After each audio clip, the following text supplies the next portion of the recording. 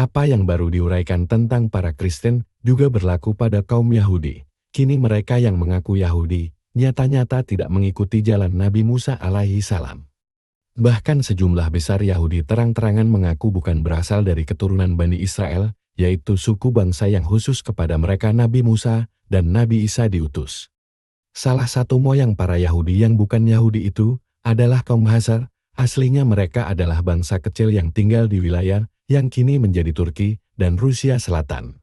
Pada pertengahan abad ke-8, pemimpin mereka yang bernama Raja Joseph memeluk agama Yahudi sebagai muslihat politik agar terhindar dari penjajahan Kristen yang datang dari utara dan terhindar dari dakwah Islam yang datang dari selatan. Raja Joseph paham betul bahwa muslihatnya itu akan mendatangkan perlindungan yang layak dari sesama penyembah Tuhan.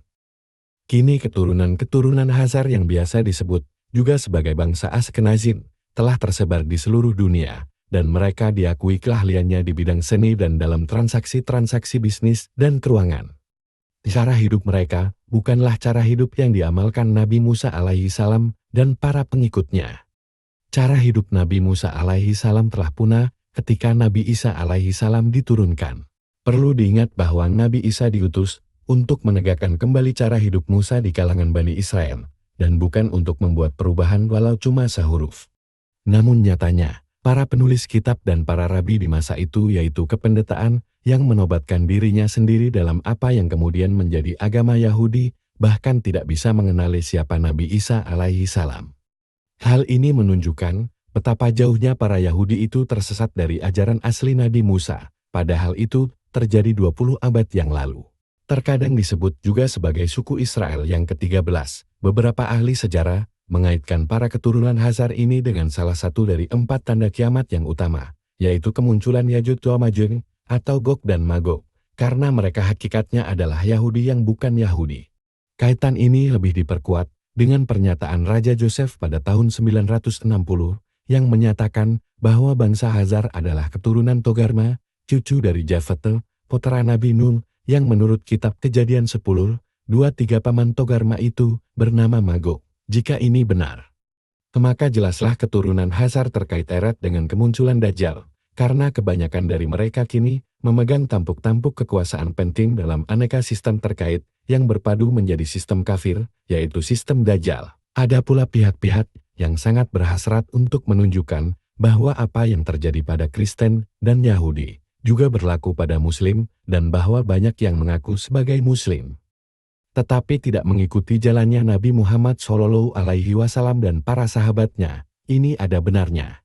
Dan ini merupakan sebagian bukti keberhasilan yang dinikmati Kristen dan Yahudi dalam usaha mereka untuk menyesatkan dan membasmi siapa saja yang telah atau sedang mencari jalan hidup Nabi Muhammad SAW dan para sahabatnya radhiyallahu anhum.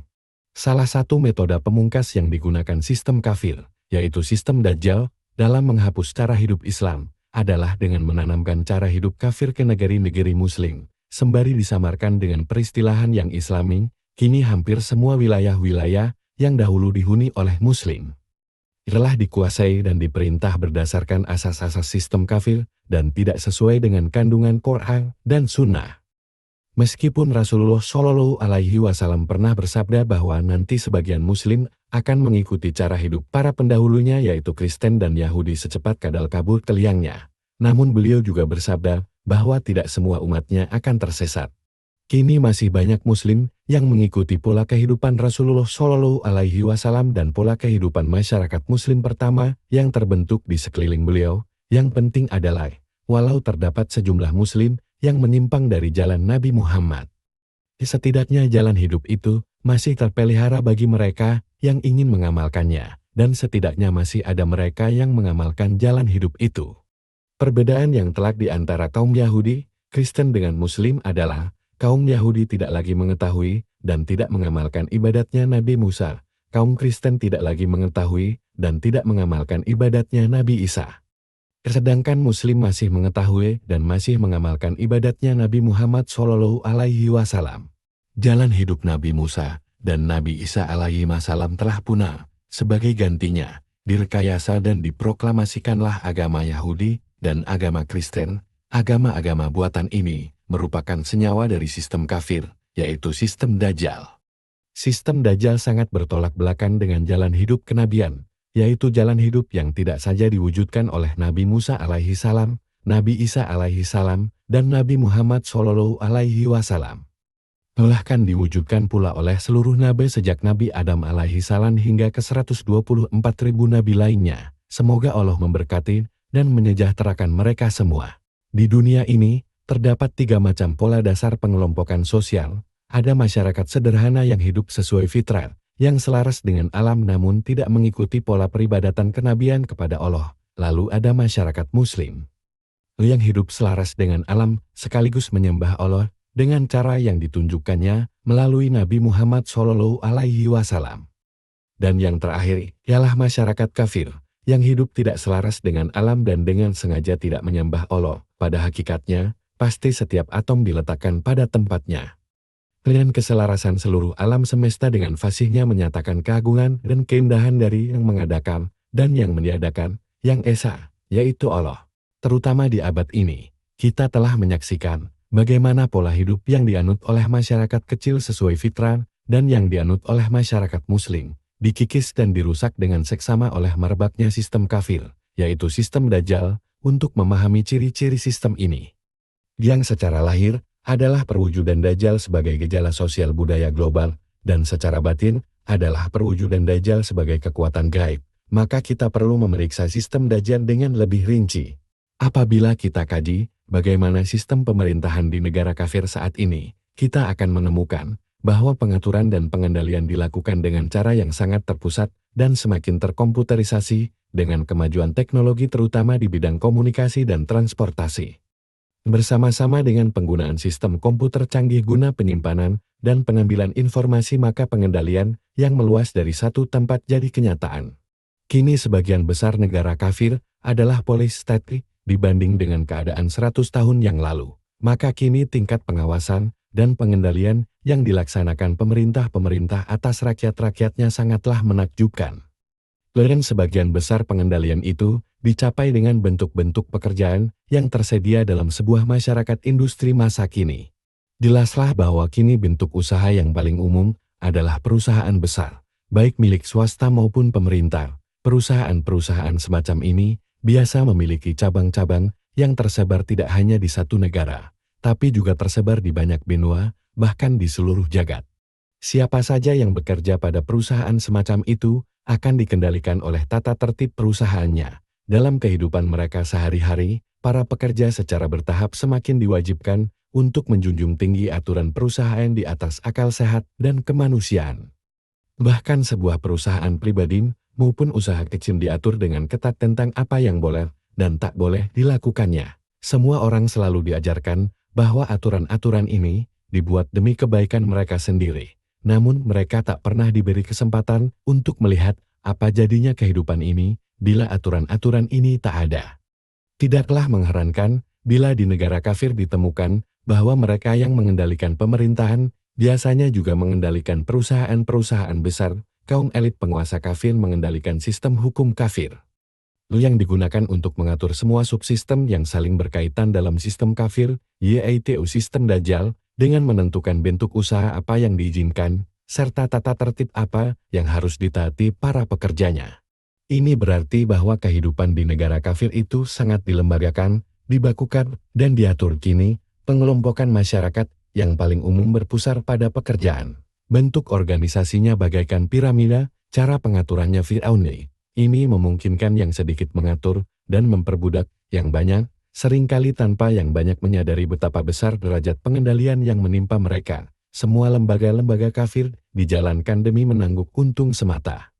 Apakah itu sistem hukumnya, sistem pemerintahannya, sistem industrinya, sistem universitasnya, sistem rumah sakitnya, sistem media massanya, maupun sistem-sistem lainnya. Semua lembaga-lembaga itu dipersiapkan demi kemujaraban pelaksanaan proses produsen konsumen. Inilah agama yang paling berpengaruh saat ini dan menjerat banyak manusia dengan miliaran aturannya yang dikendalikan oleh hierarki para pakarnya. Semua pihak yang kini menguasai negara-negara kafir yang katanya modern itu senantiasa menyanjung proses produsen konsumen sebagai jalan hidup yang ideal. Ini sama sekali tidak mengherankan, Karena dengan kelangsungan proses produsen konsumen, merekalah yang paling diuntungkan dan yang paling banyak mendapat ganjaran keuangan. Seperti disebutkan sebelumnya, bahwa ketika mendirikan proses produsen konsumen di tempat yang katanya negara dunia ketiga atau negara sedang berkembang itu, para penjajah selalu mengacaukan cara hidup yang dijalani penduduk asli. Pendekatan dasarnya selalu sama. Masyarakat dirayu untuk menghasilkan lebih dari yang mereka butuhkan. Untuk mencapai maksud ini, mereka harus dirayu agar bekerja lebih lama, dan kaum wanitanya diyakinkan bahwa mereka akan mencapai emansipasi bila mereka meninggalkan rumah guna bekerja di pabrik seharian penuh, agar pekerjaan bisa menjadi suatu tawaran yang menggiurkan. Masyarakat dijanjikan uang, namun jumlahnya hanya cukup untuk membuat mereka tergantung pada uang hingga mereka harus terus bekerja untuk mendapatkannya. Karena penghasilan mereka tak akan pernah bersisa untuk ditabung, agar uang kelihatan berharga, masyarakat dirayu untuk menginginkan produk-produk yang tidak pernah mereka butuhkan sebelumnya, bahkan banyak yang sebenarnya tidak diperlukan, sekali masyarakat berhasil dipancing minatnya. Mereka harus mencari uang untuk membelinya, berarti mereka harus bekerja untuk mendapat uangnya. Maka dalam waktu yang sekejap saja, sejumlah besar masyarakat bisa dibujuk untuk menanggalkan cara hidup sebelumnya, guna membuat produk-produk yang mereka telah dipancing meminatinya demi upah untuk membelinya. Pola itu lebih diperkuat dengan disusupkannya mekanisme hutang. Semua orang digalakkan untuk menginginkan, bahkan membutuhkan uang yang melebihi penghasilannya, sehingga mereka harus meminjam kekurangannya. Begitu berhutang, maka mereka akan ketagihan dan terjebak.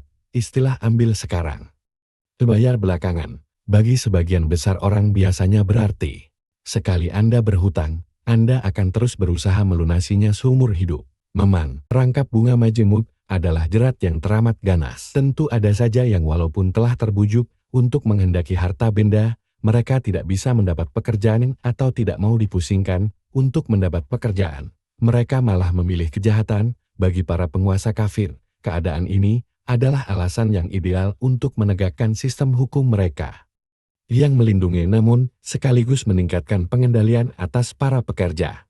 Keadaan ini juga menciptakan tambahan lahan kerja, baik bagi mereka yang diperlukan untuk menjalankan sistem hukum kafir, yaitu para birokrat dan para pegawai kantornya, dan juga bagi mereka yang membangun gedung-gedung perkantoran, gedung-gedung pengadilan, dan penjara-penjaranya yang digunakan untuk menangani siapapun yang tidak mau ikut permainan produsen konsumen.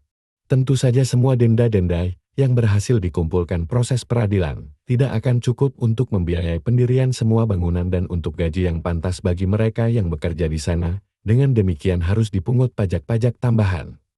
Ini pun memerlukan lebih banyak lahan perkantoran dan menciptakan lebih banyak lahan pekerjaan bagi para pemungut pajak. Artinya, semua orang harus kerja keras untuk memelihara daya belinya. Artinya, banyak orang yang akan mencoba menghindari pajak, maka bertambahlah pekerjaan bagi mereka yang berada dalam sistem hukum. Ketika pajak-pajak ditingkatkan dan nilai uang melemah karena harga-harga dinaikkan agar mendapat pemasukan tambahan tanpa perlu melakukan kerja tambahan, akhirnya kaum pekerja merasa tidak puas. Mereka berusaha untuk menyusun barisan dan merubah status quo. Akibatnya bertambahlah undang-undang untuk menangkal gerakan-gerakan mereka. Ini berarti tambahan kerja bagi para petugas sistem hukum. Dan dengan demikian dalam waktu yang sangat singkat proses produsen konsumen sudah bisa berdiri dengan kokoh. Sedangkan para pekerja terjerat di dalam sistem birokrasi yang teratur. Namun kacau sebuah sistem yang mengalihkan perhatian mereka dari sang pemberi nafkah kepada nafkahnya. Ketika kegiatan produsen konsumen di suatu negara menjadi semakin kompleks dan beragam, dan ketika manusia menjadi semakin terasing dari dirinya masing-masing dan terpilah-pilah, maka akan datang suatu tahap yang tak terelakkan sebagaimana yang kini kita lihat terjadi di negara-negara yang katanya tempat asal proses produsen konsumen.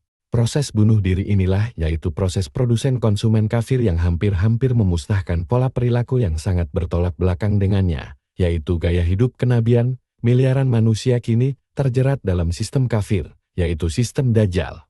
Dan walaupun sebagian besar dari mereka tidak senang dengan sistem ini, nampaknya mereka tidak akan bisa memahami bagaimana hakikat kehidupan Islam yang sebenarnya.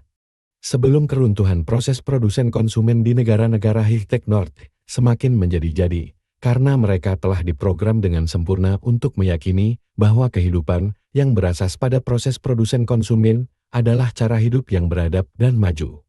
Sedangkan kehidupan yang berasas pada jalannya Muhammad Shallallahu Alaihi Wasallam adalah cara hidup yang primitif dan terbelakang. Proses produsen konsumen menjamin bahwa manusia diperlakukan sebagai anak kecil, mereka didorong untuk bekerja keras dan menikmati permainannya, agar tidak banyak bertanya yang susah-susah. Jahilnya para pengendali proses itu, dan jahilnya mereka yang dikendalikan oleh para pengendali itu. Dibuktikan dengan ketidaktahuan mereka tentang hakikat kehidupan, dan tentang apa yang terjadi setelah mati. Mereka menganggap enteng kehidupan, berlagak seolah tak akan segera mati, dan jika mati pun, mereka berpikir mereka hanya akan menjadi debu atau abu. Adapun bagi mereka yang mengikuti pola hidup kenabian yang berdasarkan wahyu Allah, bukan berdasarkan pada tebak-tebakan dan coba-cobanya para ahli, mereka memahami bahwa segalanya berasal dari Allah dan akan kembali kepada Allah. Mereka paham bahwa mereka sedang dalam perjalanan dari Allah menuju Allah. Mereka tahu apa yang terjadi setelah mati, pertanyaan di dalam kubur, masa penantian hingga kiamat, kebangkitan kembali di hari akhir, disiapkannya mizan penimbangan amal dan niat seseorang, penetapan keputusan, apakah Anda diperuntukkan untuk api neraka atau taman surga. Dan akhirnya Anda akan menempati salah satu untuk selama-lamanya. Mereka yang mengikuti pola hidup kenabian tidak saja tahu apa yang ada di balik kematian, mereka juga memahami betapa singkatnya hidup ini, dan mereka bertindak sesuai pemahaman itu. Jelaslah bagi mereka yang pandangannya tertumpu pada taman atau pada Allah semata. Pemerasan atas manusia lain demi menumpuk harta dan kekuasaan di dunia ini adalah suatu tawaran yang sama sekali tidak bernilai dan tak berarti. Tawaran sedemikian hanya dapat menggiurkan para kafir karena mereka berpikir bahwa kehidupan ini adalah segalanya, dan dengan demikian mereka tentu mencoba untuk membangun taman menurut versinya masing-masing di dunia yang fana ini. Pola hidup kenabian berasas pada pengabdian kepada Allah. 5 salat wajib yang dilakukan para muslim setiap hari terkadang disebut sebagai 5 tiang hari.